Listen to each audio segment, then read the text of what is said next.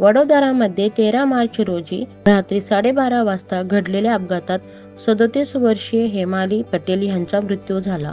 एक भरधाव वेगाने येणारी कार 100 ते 120 किलोमीटर प्रति तास वेगाने 3 दुचाकींना धडकली. या अपघातात हेमालीच्या मृत्यूसह 7 इतर जण जखमी झाले आहेत.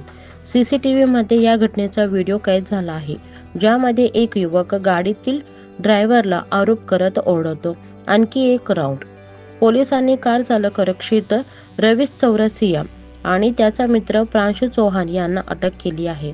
दोघेही विधीचे विद्यार्थी आहेत. रक्षित हा MS विद्यापीठाचा आणि प्रांशु पारल विद्यापीठाचा विद्यार्थी आहे.